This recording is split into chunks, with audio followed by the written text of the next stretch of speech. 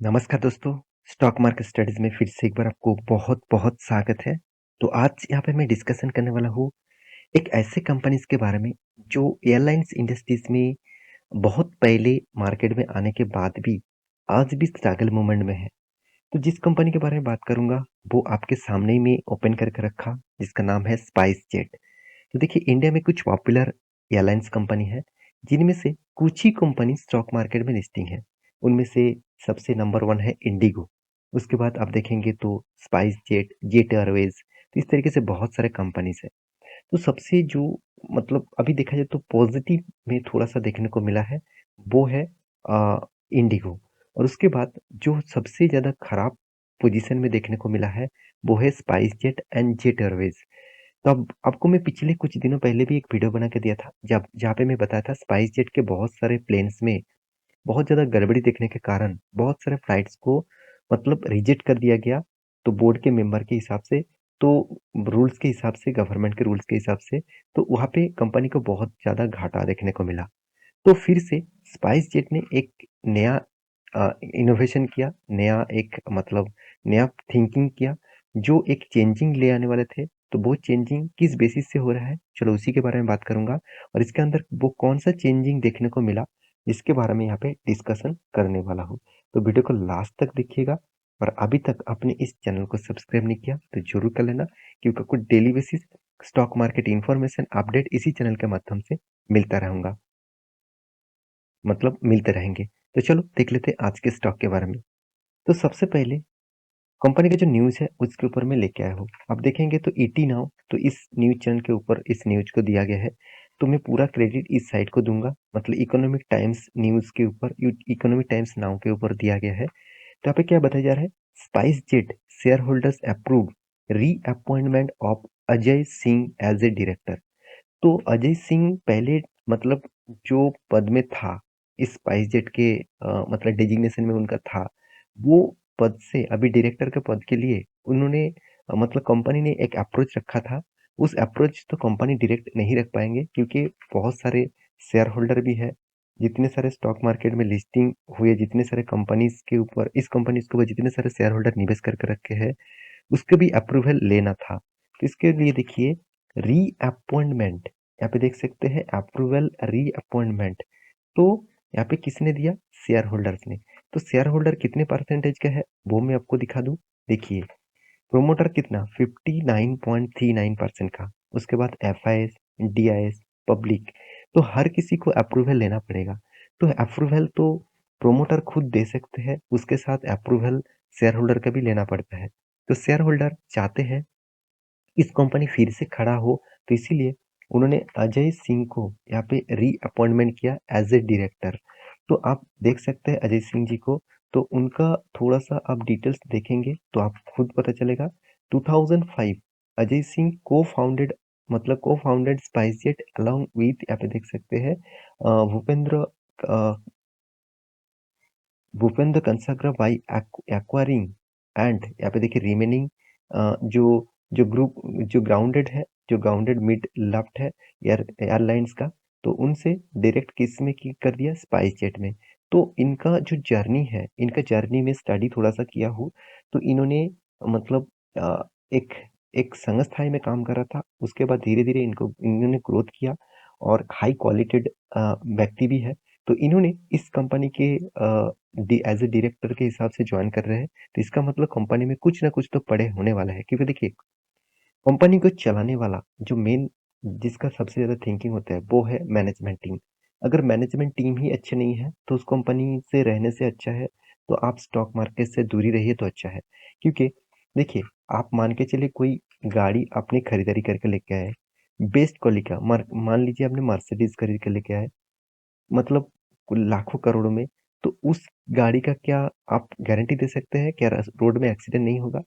तो आपका गाड़ी अच्छा होना नहीं, अच्छा हो तो वो ठीक है, मगर उसके साथ साथ आपका जो ड्राइवर है वो भी अच्छा होना चाहिए। आप अगर ड्राइविंग करते हैं तो आपका ड्राइविंग स्किल भी अच्छा होना चाहिए। अगर वो स्किल ठीक है तो गाड़ी का एक्सीडेंट होने का चांसेस बहुत कम हो जाता है। 100% ये नहीं कि एक्सीडेंट होगा नहीं करके, होने का चांसेस बहुत कम हो जाता है। तो यहाँ पे जब हम ड्राइवर मतलब यहाँ पे जिस तरीके से ड्राइवर का वैल्यूएशन है, उस तरीके से कंपनी में मैनेजमेंट टीम का वैल्यूएशन है। तो मैनेजमेंट टीम टीम कितना स्ट्रॉन्ग है, वो आपको देखना चाहिए। यहाँ पे देख सकते हैं, SpiceJet share holder given their go ahead the reappointment Ajay Singh as a director of the airlines. तो एयरलाइंस में फिर से रीअपॉइंटमेंट करने के लिए यहाँ पे अप्रूवल किया है। तो मेरे हिसाब से यहाँ पे एक बेस्ट थिंकिंग है कंपनी का शेयर होल्डर एंड कंपनी का जो प्रोमोटर है, उन्होंने एक अच्छा खासा डिसीजन लिया। जो डिसीजन मेरे हिसाब से थोड़ा सा पॉजिटिविटी हो सकते हैं। अभी देखना है क्या कंपनी खड़ा हो सकता है कि नहीं हो सकता, वो अलग बात है, क्योंकि कंपनी का जो फिलहाल जो सिनेरियो है, वो बहुत बड़ा पीटे हुए सिनेरियो आपको देखने को मिलेगा। आप देखेंगे कंपनी बहुत छोटा है, 2200 करोड़ का, फिर भी इसका सेल्स ग्रोथ आप देख सकते हैं, एनुअली इनकम कितना, 1700 करोड़ का लॉसेस। कंपनी का जितना मार्केट कैप है, इससे कई गुना ज्यादा कंपनी का लॉसेस है। तो कंपनी का डेप्थ आप, चलो यहाँ पे डेप्थ उल्टा दिखा रहा है, मैं आपको दिखा दूंगा दूसरी जगह पे। तो कंपनी का देखिए वैल्यूएशन के हिसाब से सस्ते आप शायद आपको देखने को मिला, 1 रुपया के लिए कंपनी को 27 पैसे देना पड़ रहा है, खर्चा करना पड़ रहा है। सेल्स ग्रोथ ठीक ठाक होने के नाते भी कंपनी का प्रॉफिट ग्रोथ नेगेटिव में है। इसके पीछे दो रीजन है, एक तो फ्यूल का प्राइस कंटिन्यूअसली बढ़ने के कारण, दूसरा जितने सारे एयरलाइंस जो मतलब जितने सारे एयरपोर्ट है, तो एयरपोर्ट में लैंड करने के लिए, कोई भी फ्लाइट लैंड करने के लिए उसको बहुत बड़ा एक चार्जेस देना पड़ता है। साथ साथ ही साथ इसका जितने सारे स्टाफ है एयरलाइंस चलाने के लिए, उसका खर्चा भी बहुत ज़्यादा हो जाता है। इसी के कारण स्टॉक में इतना ज़्यादा प्रेशर देखने को मिलता है, इसीलिए लॉस होता रहता है। प्रॉफिट एंड लॉस के बारे में बात करूँ तो कंपनी कंटिन्यूअसली खुद का प्रॉफिट को मेंटेन नहीं कर पा रहा है। पहले तो अच्छा खासा प्रॉफिट मेंटेन कर रहा था, उसके बाद 2019 के बाद कंटिन्यूअसली लॉस करते गए। इसी के कारण यहाँ पे कंपनी के देखिए नेगेटिविटी देखने को मिला।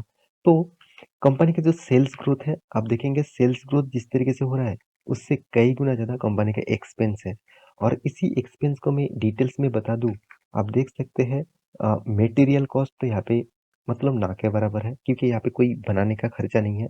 यहाँ पे देखिए मैन्युफैक्चरिंग कॉस्ट बहुत ज़्यादा आ जाता है। कंपनी का जो मैन्युफैक्चरिंग करने का कॉस्ट है, बहुत ज़्यादा है। एम्प्लॉयी कॉस्ट सबसे ज़्यादा है, आप देख सकते हैं। एम्प्लॉयी में कितना कॉस्ट लग जाता है, 12-13% का। इसका मतलब एम्प्लॉयी के ऊपर ही ज़्यादा कॉस्टिंग देखने को मिल रहा है। आधा कॉस्ट मतलब आधा से भी खर्चा यहाँ पे आपको देखने को मिला। तो सब कुछ कुल मिलाकर जो फिगर आउट आपको देखने को मिला है, वो टोटली देखा जाए तो नेगेटिव में यहाँ पे देखने को मिला है। अभी कंपनीज़ के जो कैश फ्लो के बारे में बात करूँ तो देखिए कैश फ्लो आपको पॉज़िटिव दिखेगा। मतलब जितना कंपनी प्रॉफ़िट एंड लॉस में दिख रहा है, तो हाथ में पैसा तो आ रहा है, उसके बाद वो पैसा उसको क्या करना पड़ रहा है, उसको जो कर्ज़ा है, उसका जो दूसरों को पैसा देना है, वो सब कुछ देने के बाद पैसा यहाँ पे उम, चला जा रहा है। तो कंपनी का पीआर के बारे में बात करूँ, तो स्पाइसजेट आप देखेंगे इंडिया के सेकंड लार्जेस्ट कंपनी है। अभी भी स्टॉक मार्केट में जितने सारे कंपनीज लिस्टिंग हुए उसके हिसाब से, अगर ऑल ओवर इंडिया में जितने सारे कंपनीज हैं आप देखेंगे, तो इंडिगो के बाद टाटा ग्रुप के ही तीन तीन कंपनी है। तो उसके ऊपर मैं एक शॉर्ट वीडियो आपको इस हफ्ते में डाल के दिया, तो वीडियो जरूर देखना, डिटेल्स में है शॉर्ट वीडियो, बहुत कुछ वहाँ पे जानने को मौका मिलेगा। तो मेरे वीडियो अच्छा लग रहा है तो प्लीज़ एक लाइक कर देना और चैनल को सब्सक्राइब भी कर देना। तो देखिए कंपनी का सबसे जो मुझे वीकनेस लगा वो है टर्न, यहाँ पे देखिए ट्रेडेड रिसीवेबल। इतने बड़े ट्रेडेड तो रिसीवेबल हो गया, मगर कंपनी का जो बिजनेस मॉडल्स है उसके हिसाब से इतना ज़्यादा नहीं होना चाहिए, बहुत कम होना चाहिए। जैसे देखिए जेट एयरवेज, यहाँ पे ट्रेडेड रिसीवेबल बहुत कम है, मतलब ट्रेड जो हो रहा है, जो रिसीव हो रहा है, वो बहुत कम है। तो उस हिसाब से उसको काम करना पड़ेगा। जिसका ट्रेडेड रिसीवेबल ज़्यादा होगा, उसको बहुत ज़्यादा काम करना पड़ेगा उस रिसीवेबल ट्रेड को फिर से बिजनेस में कन्वर्ट करने के लिए। तो ये था कंपनी का पूरा डिटेल्स। अभी चार्ट पैटर्न के बारे में बात करूँ, इसका चार्ट पैटर्न कुछ इस तरीके से देखने को मिलेगा। कंपनी जब से स्टार्ट हुआ तब से लेकर कोविड के सिचुएशन के तक अच्छा खासा गिरावट देखने को मिला। 160 रुपीज से कंपनी लो आया था, करीबन करीबन 34 रुपीज के आसपास। तो सोचिए कितना बड़ा क्रैश है। उसके बाद कोविड के सिचुएशन के बाद इस सेक्टर में अच्छा खासा बूम देखने को मिला था, क्योंकि कोविड के बाद ट्रेन तो बंद था, बहुत सारे कैंसिलेशन था, ज़्यादा से ज़्यादा फ्लाइट्स ओपन थे। उसके कारण फ्लाइट्स में ज़्यादा से ज़्यादा लोग कंसिडर कर रहे थे किसी भी जगह पे जाने के लिए, अच्छा खासा पैसा भी दे रहा है। तो उस हिसाब से अच्छा खासा तेजी देखने को मिला था, मगर वापस सस्टेन नहीं किया, लोअर लो बनाते गया। यहाँ पे जो रेंज बन रहा है बहुत स्ट्रॉन्ग रेंज है, ध्यान से सुनना। इस रेंज को अगर तोड़ता है, मतलब 35 रुपीज के रेंज को अब अभी तोड़ता है, तो फिर से एक बहुत बड़ा गिरावट देखने को मिलेगा। तो अभी नया मैनेजमेंट टीम और नया डायरेक्टर क्या करता है, वो देखना बाकी है। तो अभी जल्दबाजी मत करके निवेश मत कर दीजिएगा। एज़ अ ट्रेडर के लिए आप ट्रेड कर सकते हैं और आप ट्रेड करना चाहते हैं, तो नीचे टेलीग्राम ग्रुप है, वहाँ पे जॉइन कर सकते हैं। तो ये था कंपनी का पूरा डिटेल्स। मेरे वीडियो कैसा लगा ज़रूर कमेंट करना। इसी तरीके से वीडियो पाने के लिए चैनल को सब्सक्राइब भी करना। मिलते हैं नेक्स्ट नया स्टॉक लेके, तब तक के लिए अच्छे से रहिए, अपना ख्याल रखिए। Bye bye.